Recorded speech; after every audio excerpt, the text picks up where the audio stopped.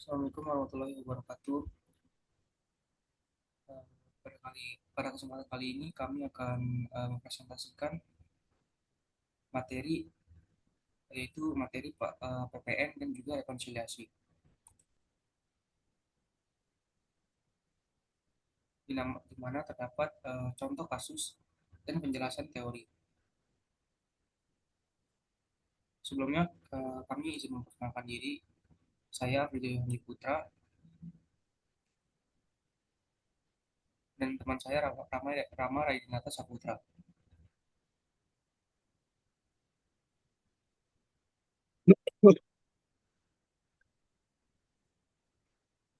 Berikutnya kita akan masuk ke materi PPN atau pajak pertambahan nilai.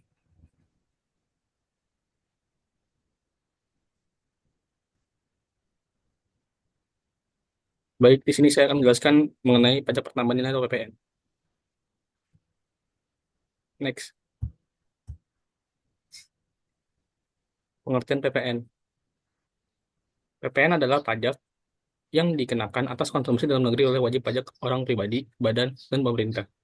Dalam penerapannya, badan atau perorangan yang membayar pajak ini tidak diwajibkan untuk menyetorkan langsung ke kas negara, melainkan lewat pihak yang memotong PPN.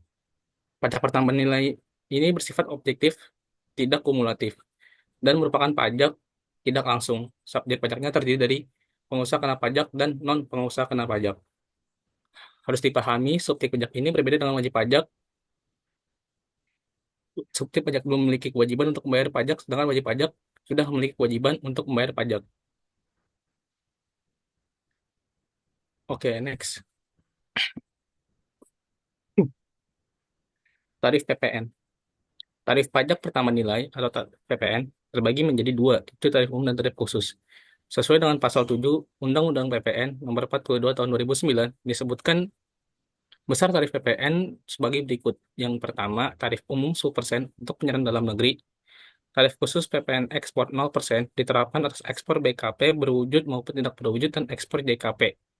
Yang ketiga, tarif pajak sebesar 10% dapat berubah menjadi lebih rendah, yaitu 5% dan paling tinggi 15%, sebagaimana diatur oleh peraturan pemerintah melalui Undang-Undang Nomor 7 Tahun 2021 tentang Harmonisasi Peraturan Perpajakan (UU HPP). Tarif PPN mengalami kenaikan secara bertahap. Next, tarif umum. Tarif PPN 11% berlaku mulai 1 April 2022. Tarif PPN 12% paling lambat akan diberlakukan 1 Januari 2025. Sedangkan tarif khusus untuk kemudahan dalam pemungutan PPN atas jenis barang atau jasa tertentu atau sektor usaha tertentu diterapkan tarif PPN final. Misalnya 1%, 2% atau 3% dari peredaran usaha yang diatur dalam PMK.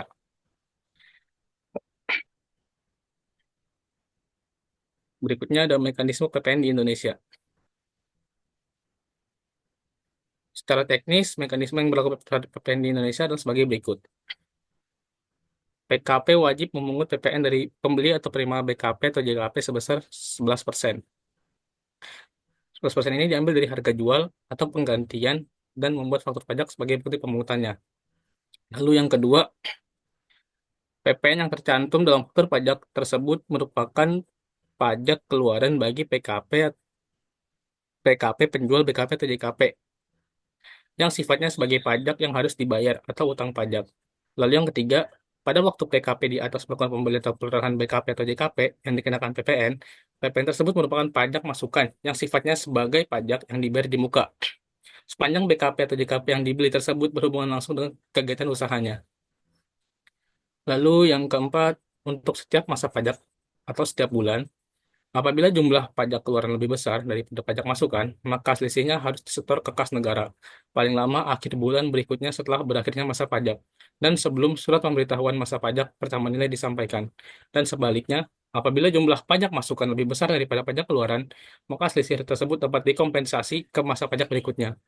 Restitusi hanya dapat diajukan pada akhir tahun buku. Hanya PKP yang disebutkan dalam pasal 9 ayat 4B Undang-Undang Nomor 42 tahun 2009 saja yang dapat mengajukan restitusi untuk setiap masa pajak. Lalu yang terakhir, yang kelima, PKP di atas wajib menyampaikan SPT masa PPN setiap bulannya ke kantor pelayanan pajak. terkait paling lama akhir bulan berikutnya setelah berakhirnya masa pajak.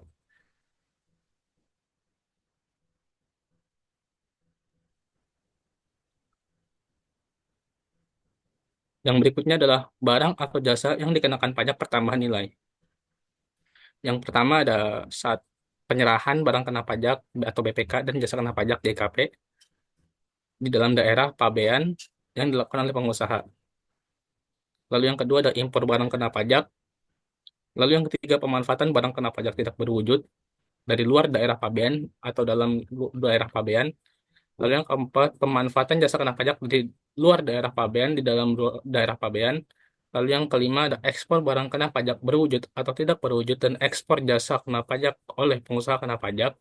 Lalu yang keenam, kegiatan membangun sendiri bangunan dengan luas lebih dari 200 meter persegi yang dilakukan di luar lingkungan perusahaan dan atau pekerjaan oleh orang pribadi atau badan yang hasilnya digunakan sendiri atau pihak lain. Lalu yang ketujuh, penyerahan aktiva yang menurut tujuan semula tidak untuk diperjualbelikan sepanjang pajak masukan yang dibayar pada saat perolehan aktiva tersebut boleh dikreditkan.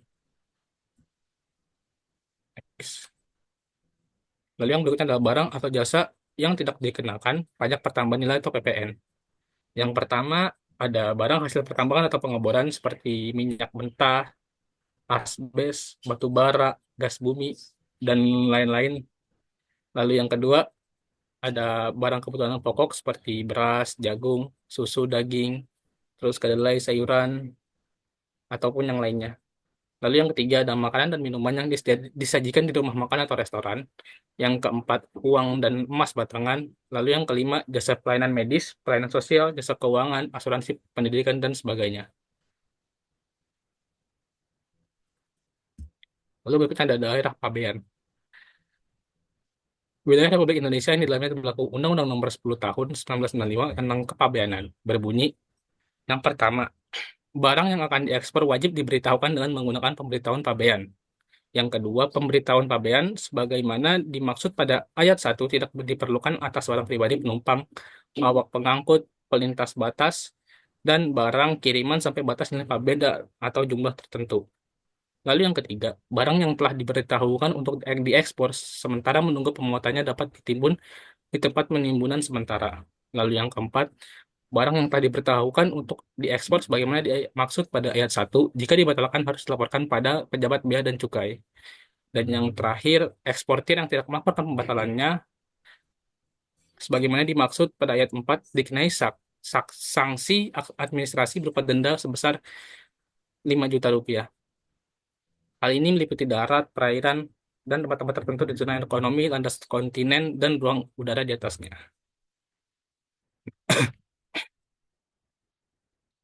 Lalu berikutnya ada barang. Barang barang ini merupakan barang kena pajak atau BKP. Ialah barang yang dikenai pajak berdasarkan UU PPN. Adapun yang dimaksud barang ini adalah barang berwujud yang menurut sifat atau hukumnya dapat berupa barang bergerak atau tidak bergerak dan barang tidak wujud. Terdiri dari dua jenis yaitu barang berwujud dan tidak berwujud. Barang berwujud dibagi menjadi dua yaitu barang bergerak dan tidak bergerak. Sedangkan barang tidak berwujud misalkan hak atas merek dagang, hak paten, dan hak cipta. Next.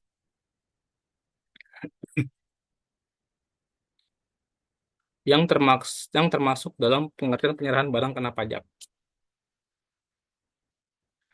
adalah kegiatan penyerahan barang kena pajak yang dikenakan pajak berdasarkan Undang-Undang PPN. Yang pertama ada penyerahan hak atas barang kena pajak karena suatu perjanjian, lalu yang kedua ada pengalihan barang kena pajak karena suatu perjanjian sewa beli dan atau perjanjian sewa guna usaha atau leasing. Lalu yang ketiga ada penyerahan barang kena pajak kepada pedagang perantara atau melalui juru lelang. Lalu yang keempat ada pemakaian sendiri dan atau pemberian cuma-cuma atas barang kena pajak. Lalu yang kelima, barang kena pajak berupa persediaan dan atau aktiva yang menurut tujuan semula tidak untuk diperjualbelikan yang masih tersisa pada saat pemburuan perusahaan. Next.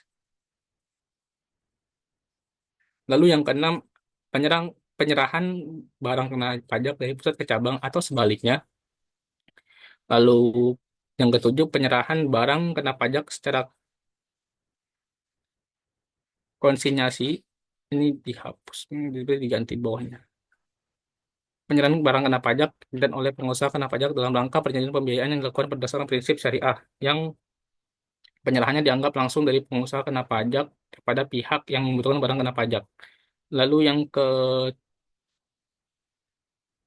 yang kedelapan, kegiatan membangun sendiri yang dilakukan tidak dalam kegiatan usaha atau pekerjaan oleh orang pribadi atau badan yang hasilnya digunakan sendiri atau digunakan pihak lain. Dan yang terakhir kesembilan, penyerahan BKP berupa aktiva yang menurut tujuan semula tidak untuk diperjualbelikan oleh PKP.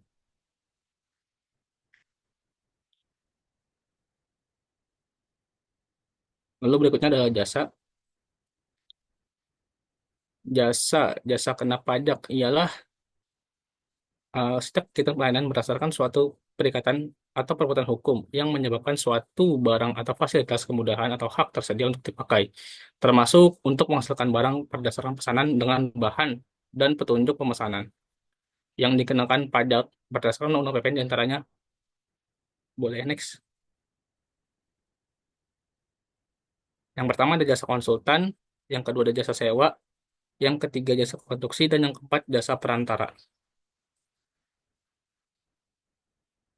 Lalu ada pengusaha kena pajak. Pengusaha yang melakukan penyerahan barang kena pajak dan atau penyerahan jasa kena pajak yang dikenai pajak berdasarkan Undang-Undang PPN tahun 1984 dan perubahannya. Pengusaha yang melakukan penyerahan yang pengusaha yang melakukan penyerahan merupakan objek pajak sesuai Undang-Undang PPN wajib melaporkan usahanya untuk dikukuhkan sebagai PKP kecuali pengusaha kecil yang batasannya ditetapkan oleh Menteri Keuangan. Sesuai dengan ketentuan PMK nomor 197 garis miring PMK 03 garis miring 2013, suatu perusahaan atau seorang pengusaha ditetapkan sebagai PKP bila transaksi penjualannya melampaui jumlah 4,8 miliar rupiah dalam setahun. Jika pengusaha dapat langsung mencabut permohonan pengukuhan baik sebagai PKP, yang menjadi PKP, pengusaha wajib memungut, menyetor, dan melaporkan PPN yang terutang. Boleh next. Lalu yang berikutnya ada dasar pengenaan pajak atau DPP. Untuk menghitung pajak pertambahan nilai atau PPN atau pajak pertambahan nilai, digunakan nilai yang menjadi dasar pengenaan pajak atau DPP. DPP ini sendiri terdiri dari yang pertama dari harga jual. Harga jual adalah nilai berupa uang termasuk semua biaya yang diminta atau seharusnya diminta oleh penjual karena penyerahan barang kena pajak.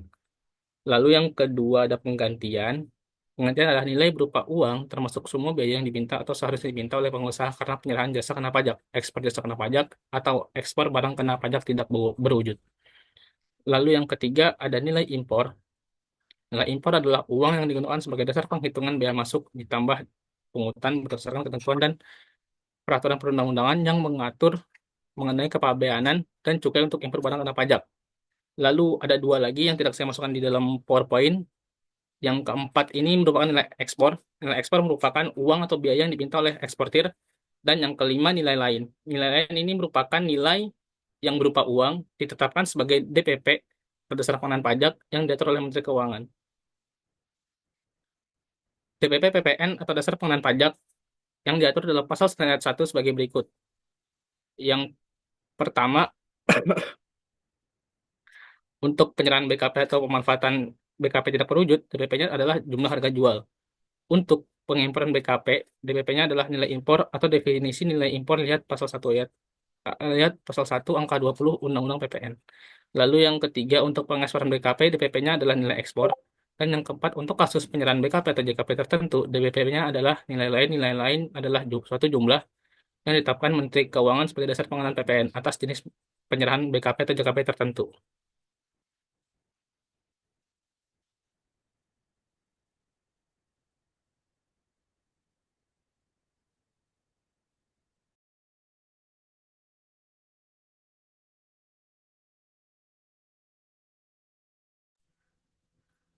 Yang berikutnya itu adalah nilai lain sebagai dasar pengenaan pajak.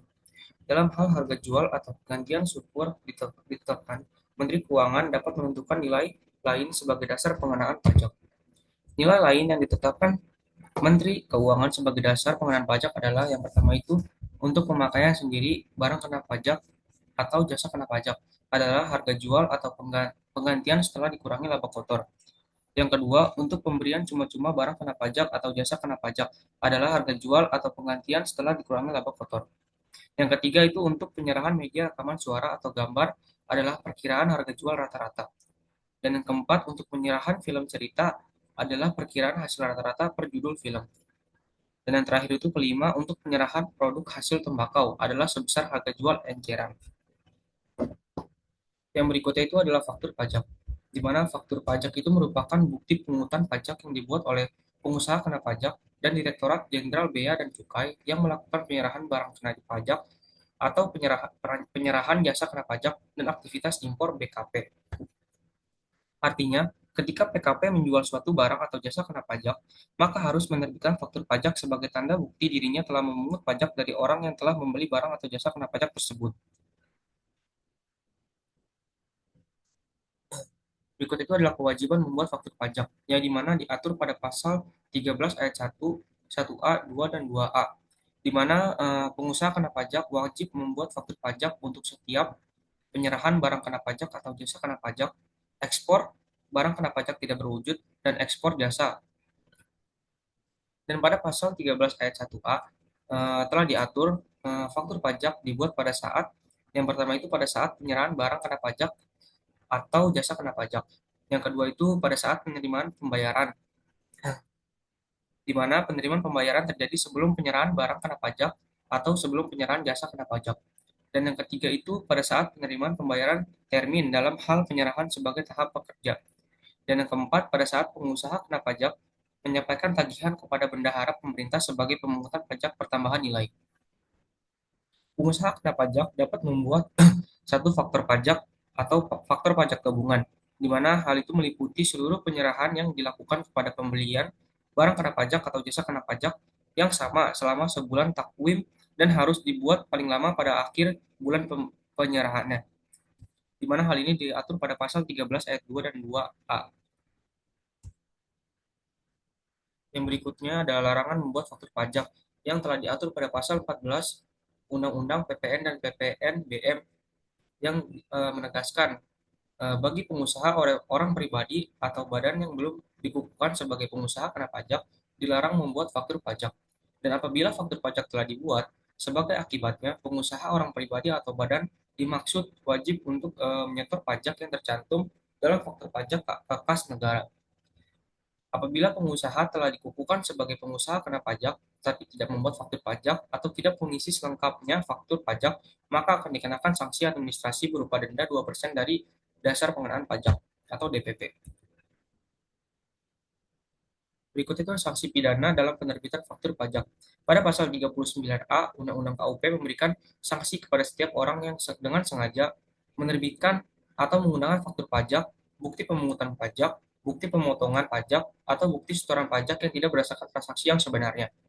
Dan juga kepada orang yang menerbitkan faktur pajak tetapi belum dikukuhkan sebagai pengusaha kena pajak, uh, orang itu dapat dipidana dengan pidana penjara paling lama paling singkat 2 tahun dan paling lama 6 tahun, serta denda paling sedikit 2 kali jumlah pajak dalam faktur pajak, bukti pemungutan pajak, bukti pemotongan pajak, atau bukti setoran pajak paling banyak 6 kali jumlah pajak dalam faktur pajak.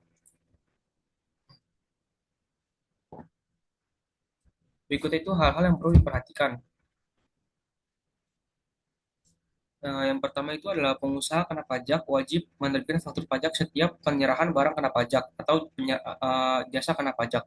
Yang kedua, faktur pajak harus dibuat pada saat penyerahan barang kena pajak atau jasa kena pajak, pada saat penerimaan pembayaran dalam hal penerimaan pembayaran terjadi sebelum penyerahan barang kena pajak atau sebelum penyerahan jasa kena pajak, pada saat penerimaan pembayaran termin dalam hal penyerahan sebagai tahap pekerja atau pada saat PKP menyampaikan tagihan kepada bendahara pemerintah sebagai pungutan pajak pertambahan nilai. Yang berikutnya itu adalah jenis-jenis faktur pajak. Yang pertama itu ada faktur pajak pengeluaran, di mana faktur pajak pengeluaran adalah faktur pajak yang dibuat oleh pengusaha kena pajak pada saat melakukan penjualan terhadap barang kena pajak jasa kena pajak, atau barang kena pajak yang tergolong dalam barang mewah. Yang kedua itu adalah ada faktur pajak masukan. Faktur pajak masukan adalah faktur pajak yang didapatkan oleh pengusaha kena pajak ketika melakukan pembelian terhadap barang kena pajak atau jasa kena pajak dari PKP lainnya. Yang ketiga itu ada faktur pajak pengganti. Faktur pajak pengganti adalah penggantian atas faktur pajak yang telah terbit sebelumnya dikarenakan ada kesalahan pengisian, kecuali kesalahan pengisian MPWP, sehingga harus dilakukan pembetulan agar sesuai dengan keadaan yang sebenarnya. Yang keempat ada faktur pajak gabungan. Faktur pajak gabungan adalah faktur pajak yang tidak diisi dengan identitas pembeli, nama, dan tanda tangan penjual yang hanya boleh dibuat oleh pengusaha kena pajak pedagang enceran. Yang kelima ada faktur pajak digunggung. Adalah faktur pajak yang tidak diisi dengan identitas pembeli, nama, dan tanda tangan penjual yang hanya boleh dibuat oleh PKP pedagang enceran. Koreksi untuk tadi faktur pajak gabungan itu adalah faktur pajak yang dibuat oleh PKP yang meliputi seluruh penyerahan yang dilakukan kepada pembelian barang kena pajak atau jasa kena pajak yang sama selama 1 bulan kalender. Yang keenam itu ada faktur pajak cacat, di mana faktur pajak cacat itu adalah faktur pajak yang tidak diisi secara lengkap, jelas, benar, atau tidak ditandatangani termasuk juga kesalahan dalam pengisian kode dan nomor seri. Faktur pajak cacat dapat dibetulkan dengan membuat faktur pajak pengganti. Dan yang terakhir itu ada faktur pajak batal. Eh, Faktur pajak batal adalah faktur pajak yang dibatalkan karena adanya pembatalan transaksi. Pembatalan juga harus dilakukan ketika ada kesalahan pengisian NPWP dalam faktur pajak. Dan berikutnya juga ada contoh kasus PPN. Buat contoh kasusnya boleh di-share screen ya? Mau siapa share screen dulu, Ram? Iya, boleh share screen buat buka Excel-nya.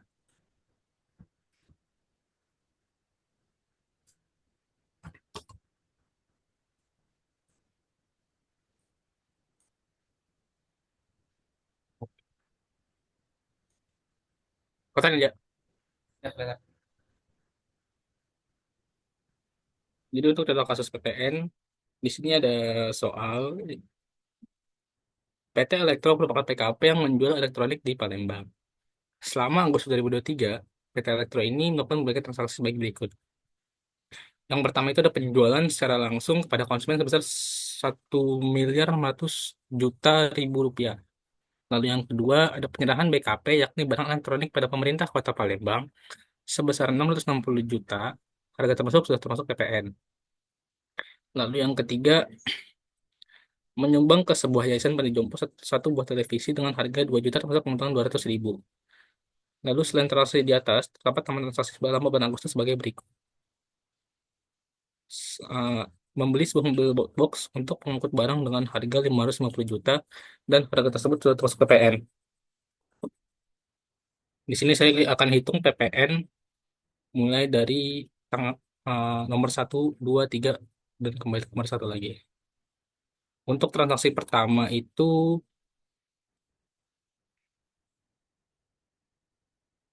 penjualan secara langsung pada konsumen sebesar 1.600.000.000. Jadi yang pertama kita adalah mencari DPP.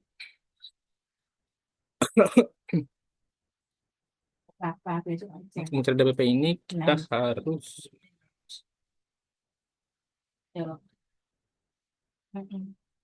dulu dulu. Ini kurang sih.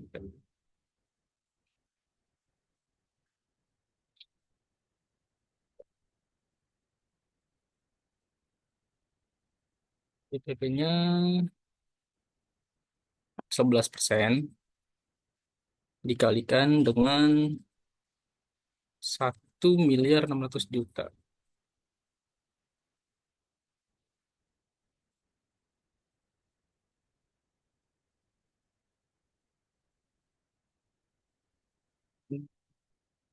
Mau dia 1, 2, 1, 2, 3, 1, 2, 3. Oke. Untuk DPP nomor 1 ini sebesar 176 juta. Lalu untuk transaksi nomor 2, untuk DPP-nya kita hitungnya dengan 100/11, 100/111 dikalikan dengan total penjualan, yaitu 660 juta,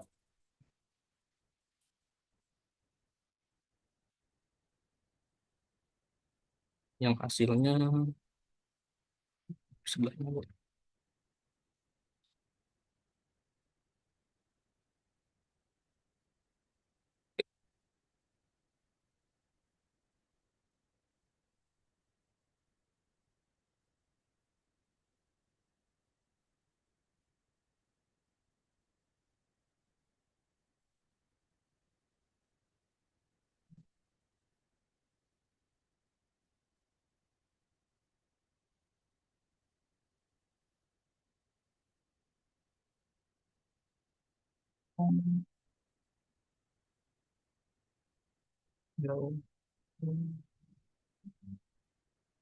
PPP nomor 1 itu sebesar 594 juta 594 juta. Di buletin aja kali ya, jadi 595, lebih gampang. PPN-nya tinggal dikali 11%.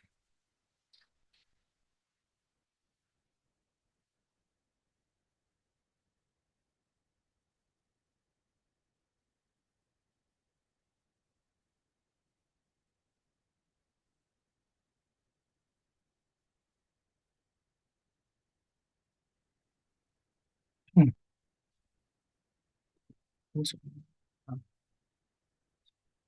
Nomor 2,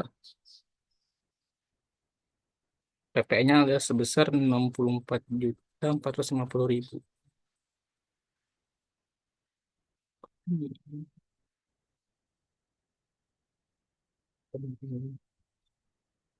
Lalu yang nomor 3, menyumbang ke sebuah yayasan panti jompo sebuah televisi dengan harga 2.200.000. Berarti langsung aja DPP dan PPN-nya berarti di sini 2 juta, ini kurang 200.000. Habis, 1.800.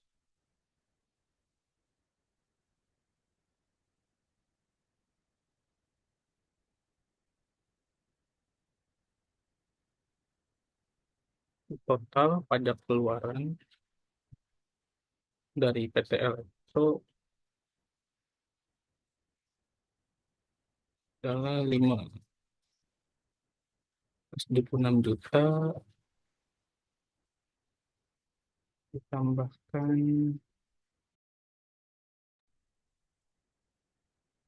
ditambah dengan 65.150.000, tambah dengan 1.800.000. Langsung ketemu saja.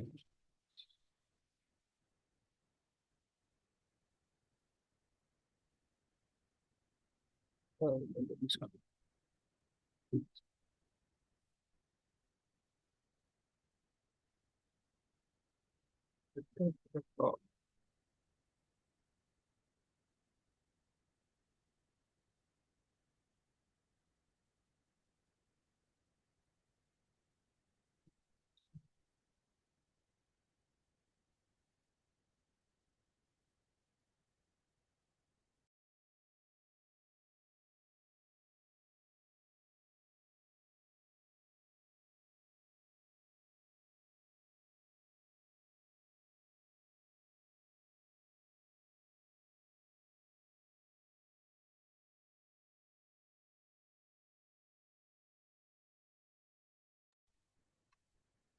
Lalu berikutnya adalah kita hitung untuk transaksi pajak masukan. PT Elektro membeli sebuah mobil box untuk mengangkut barang dengan harga 550 juta dan harga tersebut termasuk PPN. Berarti DPP-nya adalah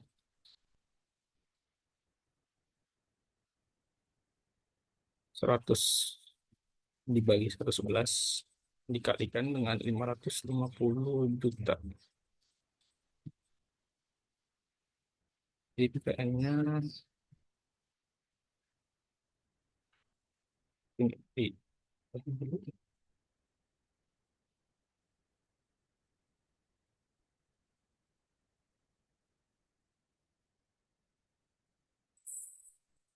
P-nya 496. Kebutin aja ke 496. 466 juta. Berarti untuk PPN-nya tinggal 11% dikalikan dengan 496 juta.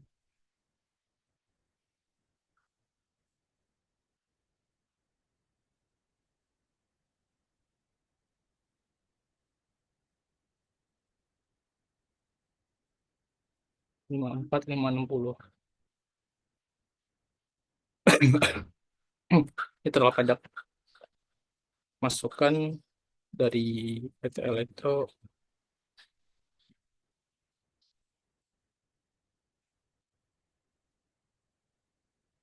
besar 54.560.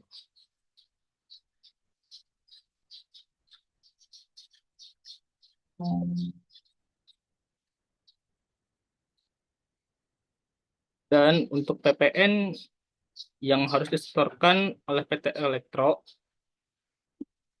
adalah 243.250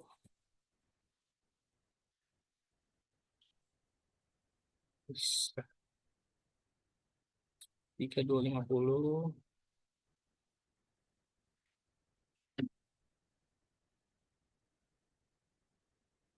dikurangkan dengan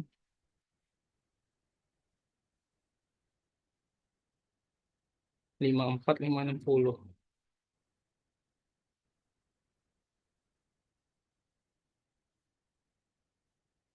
Begini ya.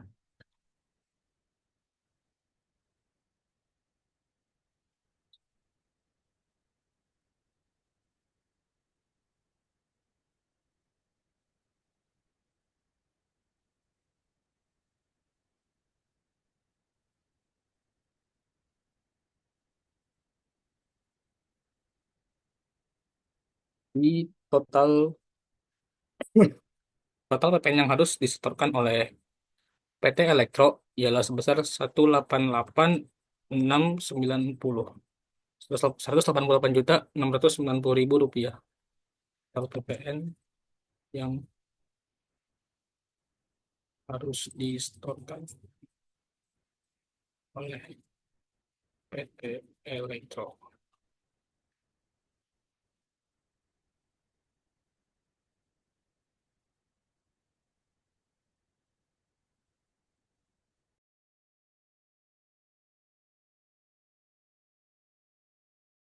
Boleh lanjut ke selanjutnya.